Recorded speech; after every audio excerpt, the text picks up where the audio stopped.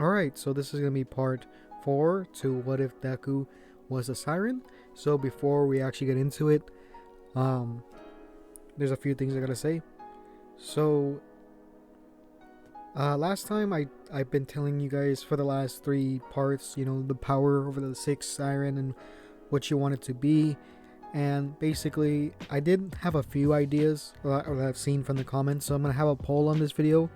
I don't remember the exact names of them, so I'll have like 3 options, and then you guys can vote for that. Also, I gotta talk about a few things, I guess, regarding the series.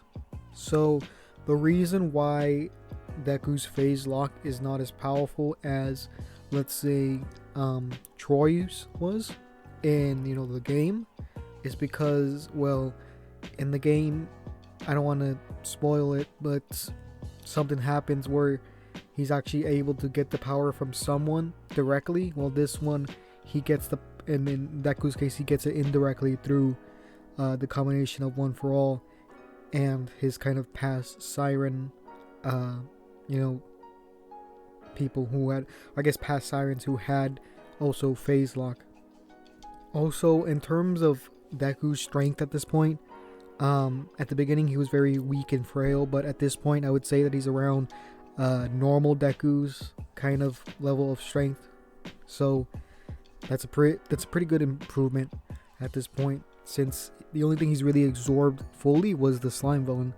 So our story would start off a little bit after the heroes versus villains kind of test, after All Might has given Deku One for All.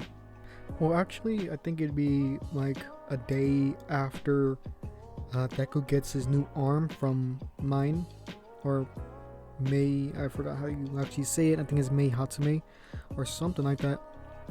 So, yeah, he would get his new arm, and I saw like a bunch of different comments on what he could do. So, basically, from what I've seen, it's gonna have like a kind of taser built into it. It's gonna have a few like flashbangs and pretty much things like that. Some utility things mostly, just to kind of help a little bit, because I know that his quirk can do a lot, and he doesn't really necessarily need more gadgets into his arm, but it just might help in some cases. So we would get to the next day, and this is where Aizawa would basically tell the students that they're going to have a kind of field trip, and this field trip is actually going to the USJ. And the reason why they're going is because they need to learn like rescue hero kind of work and things like that. So that's the reason why. So at this point in time, he also talks about the class representative, and in this case, since Deku did show a lot of fighting prowess, I think that he would be a runner-up. I don't think he'd be the first representative. I think that would be someone like maybe Momo, and then he would be the vice representative, just because of how powerful he seemed to be during both the quirk assessment as well as the the villains versus heroes kind of test. Deku at first would be hesitant to actually accept the job, but then his sister would encourage him to do so, since she really wants him to become more independent as well as stronger in his own right, and not really have to rely on her, because throughout the his life he would have to rely on her to basically survive. Because if you don't know the story of Troy, I recommend watching or playing the video game Borderlands 3 to kind of really understand that dynamic between the two. So he would accept it. People would cheer, right, just how they would normally do for the new representatives. And then this is the point where they would go to lunch. So this is also the same day where the media would come into the school after Shigaraki would destroy the gates using his quirk. So they would just have normal lunch, and this is where everyone would start to panic because of the news team or reporters kind of basically going into the school and causing the alarm to trigger. So everyone would be kind of worried on what's happening, and they would get stuck in that hallway. So as people would look around, I think the same thing would happen with Ida, and how he basically sees the media and begins to float using Uraraka's quirk, and tells everyone that there's nothing to worry about because it's only the media, and that they should calm down. So Deku really respects Ida for doing this, and so does the rest of Class 1A, and everyone that's there actually starts to calm down, and Ida basically saves the situation from getting any worse than it was before. So that's really the interaction that happens right there. So Deku, he really wants to be someone like Ida, someone who's able to take charge and able to be, confident in what he does, because he's still somewhat insecure on how his powers work and things like that, but he is getting better at, getting that self-confidence that he needs. He's almost like Tamaki from the Big Three in a sense, but he's not as shy. He just lacks that self-confidence in him.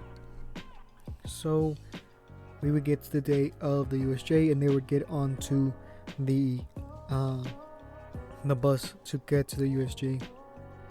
So as they're going on the bus, and everyone gets in and they're going to the USJ, on the way there, this is where Froppy brings up that conversation about the strongest people in Class 1A. So in this time they talk about the three people they actually talk about is Todoroki, Bakugo, and Sotoko. So if you don't remember, Sotoko is actually Deku's sister in this, because for a male Siren to really exist, as far as we know, they need to be a Siamese twin with another Siren. So that's really why she exists in this. And it's not really like she's not like a really, it's not like a surveillance or anything like that. So yeah. So the reason why Deku is not in the big, or in the top 3 instead of, Sotoko or even Bakugo, is because they don't really know too much about his quirk at this point. At least the classmates, and what they've seen better feats from both Bakugo and Sotoko, because Sotoko, her quirk or her power seems to be a higher version of Deku's power, or at least what the class has seen. That is the kind of teleport and the fire abilities. So they also see Deku as somewhat fragile in his kind of appearance, because that's kind of how he looks like in some regards, because he's not that physically strong, as well as having to have a robotic arm. So he's not really seen in the top 3, at least at this point. So they would get to the USJ and they would open the doors, meeting the hero, was it 13? And during this tour, she actually does a speech on how you should control your quirk, because if you don't, even a quirk that seems helpful can actually go and hurt people. So that's really what she was talking about. And Deku does really know this well, because of the things he had to do to kind of survive, like the attack with the sludge villain, how he basically killed him. And Deku does have some regret on that, quite a bit. It still lingers in his conscience, because even though he's a villain, he doesn't know if he really deserved that or not. You could say it's an easy choice, he was trying to kill him, but not everyone thinks that way. Some people would really regret that action and really would haunt them for the rest of their life, because killing something or someone is not as easy as it sounds. You gotta be a real, I don't really want to say it, but maybe psychopath to not have any just to not think about it. So yeah, that's what he's thinking in his head. And as they're going further in the tour, this is where the kind of gateway opens up, and this is where a bunch of villains come out, including Shigaraki, the Nomu, and Kurogiri. So Aizawa would go down there to basically fight the villains that are there, and the rest of Class 1A or most of them would be teleported away, with Ida escaping to go and get the other heroes. So Deku would land in the water, and he's about to get attacked by a water-based villain. This is where Froppy actually saves him and puts him onto the boat with Mineta. So they're on the boat and they don't really know what to do. Deku suggests to just, teleport to the other side, to the shore, but they don't really want to leave the villains there. But it doesn't seem like they have much of a choice, so Deku actually does teleport both Mineta and or I guess not Mineta. I'm not sure if Mineta was actually in this. I think he was the one that's kicked out for Sotoko to come in. I'm sorry, I just haven't done this one in a long time. So Froppy and Deku would get to the shore, and this is where they would see Aizawa being basically being pulverized by the Nomu. So Deku would try and go and punch he would try to go punch the Nomu, and this is where Shigaraki would try to kind of block it. So Deku isn't using for one for all yet, and Shigaraki tries to block it, and he grabs the hand, but the hand that Deku was actually trying to punch with was his metal hand, and so Shigaraki tries to basically disintegrate it, and he does for like a second, but then the taser actually activates and shocks Shigaraki, which makes him jump back a bit, and he's like, damn, what kind of cheap trick is that, right? As he like kind of scratches his neck, because that really kind of hurt him a lot actually, and he tells the Nomu to basically go and fight Deku. So his robot hand is kind of it was disintegrated a little bit, I guess it was disintegrate a little bit. So the Nomu would try to go and fight Deku. Deku would try to use one for all into a punch, but he would see it wouldn't really work. So the Nomu would start, punching Deku, which would do a lot of damage to him, since he isn't really used to fighting, at least hand to hand, too much. So Deku would try to use his Siren powers to basically teleport, and knocks down the Nomu with his phase lock. So at this point he doesn't really know, he sees that it's not a human, right? Its brain is exposed and he has a large beak, and it doesn't have any human language, so he's not really too basically he's not as sympathetical to this, since it's not really human anymore, unlike the slime villain, which didn't have a physical didn't have a human form, but still had sentience and was able to talk to him. So Deku doesn't feel as bad. So he goes for another punch, and this time he puts fire onto it using I forgot exactly what the name was called, but Soltoko and Lilith's power, basically going with a flaming punch, which does injure the Nomu a bit, but mostly because of the fire and not really because of the punch. So the Nomu breaks out of the phase lock and grabs Deku and basically holds him up by the collar. And this is where Deku basically goes to his last resort and uses his phase leech abilities by grabbing the Nomu's arm, similar to that one scene in Borderlands 3, if you know what I'm talking about, because I still don't want to spoil it, even though the game has been out since September. But yeah, he basically absorbs the Nomu, and the Nomu basically turns into ash. So at this point, Deku would be a lot stronger than he is now, and he has a lot more defense because of basically absorbing the Nomu and not really going directly for his quirk, but he has some elements from that quirk. So at this point, Shigaraki doesn't know what to do. He basically got his trump card thrown away, and he is lost for words, and he doesn't know what to do.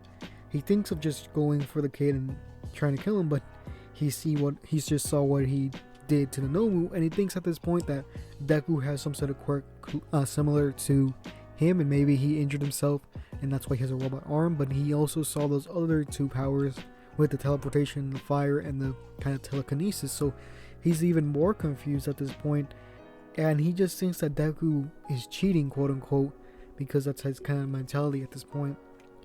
So he basically asks Kurogiri to get him out of there.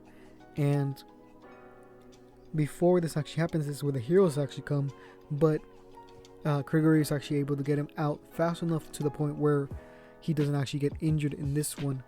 So everyone, all the villains that are basically only Shigaraki escapes, but the other villains are taken out pretty easily, with the rest of the heroes actually coming, the pros and the teachers actually coming to help. It doesn't take too long for them to take out all the villains that are there.